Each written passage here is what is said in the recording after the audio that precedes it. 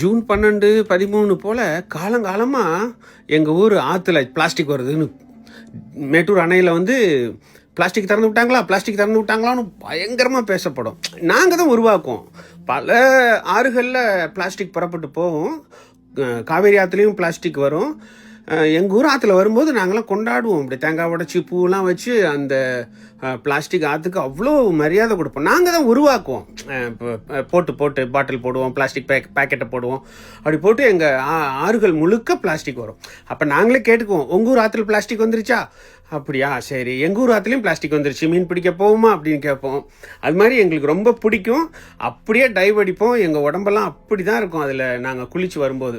எங்கள் ஊர் ஆற்று பிளாஸ்டிக்கில் நீங்கள் குளிச்சு பாருங்கள், மேலேருந்து குதிச்சு பாருங்கள், செம்மையாக இருக்கும். ஏன்னா இது மாதிரியான விஷயங்களை நாமளே தயார் பண்ணிக்கணும். இதெல்லாம் நம்மளுக்கு கவர்மெண்ட் செய்யாது. நம்ம ஆறுகளை பிளாஸ்டிக் உருவாக்குறது நம்ம கையில் தான் இருக்குது. நம்ம தான் அதை சரி பண்ணணும். நம்ம தான் அதிகமாக பயன்படுத்தி ஆறுகளில் அது வரும்போது வாசனையோடு இருக்கும். அதில் நிறைய மக்கி போய் இன்னொன்று கிளாஸஸ்லாம் வேறு போடுவோம். நாங்கள் குடிச்சிட்டு குவார்ட்டர் பாட்டில், ஆஃபு, பீர் பாட்டில்லாம் அதிகமாக ஒட்டச்சி போடுவோம். அப்படி உருவாக்கணும். அந்த உருவாக்குற திறமை எங்களுக்கு உண்டு. அந்த மாதிரி அது திரண்டு வரும்போது அதை பார்க்குறது கண்கொள்ளா காட்சியாக இருக்கும். சினிமா ஷூட்டிங்லாம் எடுப்பாங்க. அப்புறம் பசங்க இங்கே குதிச்சு அங்கே போவாங்க, இந்த பக்கம் ஏறி அந்த பக்கம் குதிச்சு, அடடா அழகாக இருக்கும். அதுக்கப்புறம் அவங்க உடம்பு பார்த்தீங்கன்னா பல இருக்கும். இந்த மாதிரி ஆறுகளை நீங்கள் உருவாக்கணும். ஒருத்தரும் இதை பார்க்குறவங்க எல்லாரும் அவங்கவுங்க ஆறுகளில் இந்த மாதிரி பிளாஸ்டிக்கில் உருவாக்குங்க. நீங்கள் பயன்படுத்துகிற பிளாஸ்டிக் எதையுமே வேஸ்ட் பண்ணாதீங்க. ஆற்றுல கொண்டு போய் போடுங்க.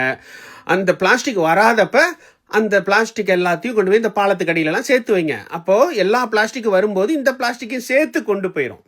அதுக்கு சொல்கிறேன். ஏன்னா நம்ம வர்ற காலங்களில் சின்ன பிள்ளைகளுக்கு நம்ம இதை சொல்லிக் கொடுக்கணும், எப்படி பிளாஸ்டிக்கை உருவாக்கலாம். ஏன்னா ஒரு தடவை நீங்கள் போட்டுட்டிங்கன்னா கிட்டத்தட்ட 300 வருஷத்துக்கு அது வந்து நீங்கள் மறுபடி போட வேண்டியதில்லை. ஒரு தடவை போட்டுட்டாலே போதும், 300 வருஷத்துக்கு அது இருந்துக்கிட்டே இருக்கும். நம்ம அடிக்கடி போடணும்னு அவசியமும் கூட கிடையாது. அதனால நீங்கள் நல்லா இருக்கணும், அவ்வளோதான்.